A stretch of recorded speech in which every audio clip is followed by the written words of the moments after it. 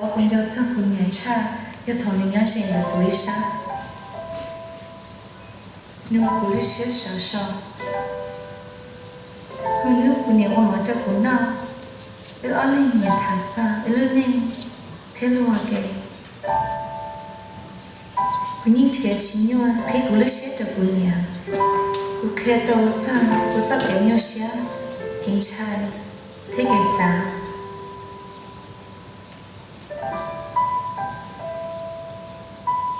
Con nên nhớ con nhớ lứa của hình, nhưng chỉ muốn là chỉ tàu như chắc cái lứa, chỉ muốn là chỉ hôm đến tết chạy tàu ở ăn nhà tứ.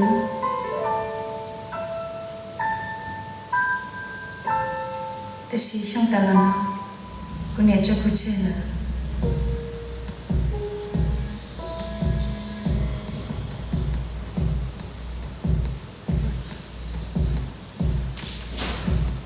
Thôi con nhớ chạy cũng một lời, con nhớ chỉ bỏ xa lên cha, con chỉ bỏ hai tay con lấy xe nó.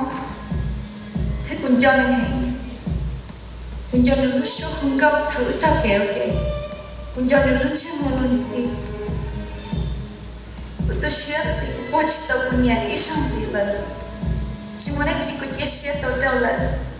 Vẫn chứ, vì lý do cái thôi nó cho cứu. Cô ta sai tới câu lúc cứu.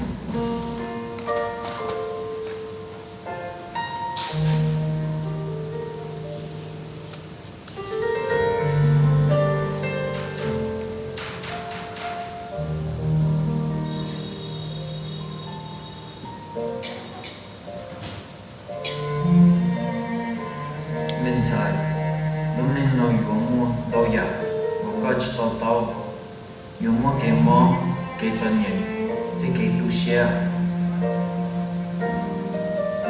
đào chân nhiều yêu đào tổ có cho mua cái xe thế nhiều cái tổ có hai tiền có nhau có ý lên để xí chỉ lấy bộ xe tua cô cứ bảo dân điện tế là rồi có chỗ to thế hồi của dân cụ thế cụ lúc học kia tôi có cụ cho đồ thứ hai tiền có tròn tràn vì cụ đã đại có chỉ cho bóng xe vì cụ có tổ lan chuyện cụ cho tôi có cụ có cụ chạy tệ cụ gọi đi cụ cho có cụ cho là cụ còn nhớ chơi có xe có thể đi có tàu đi đã dùng khi có lúc còn mua họ cụ cho đi trừ họ cụ vô xa lọ thì thấy có thêm ba có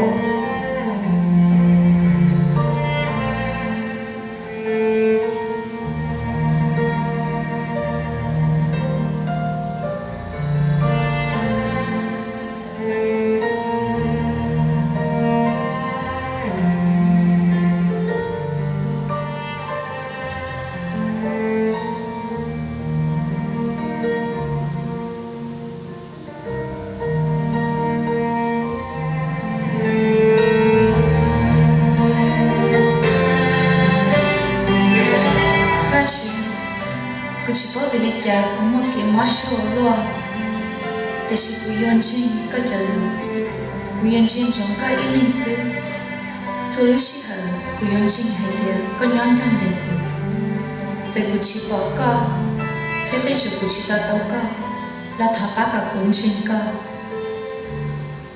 chỉ lấy khó,我写了，我写多，我有我真dài có。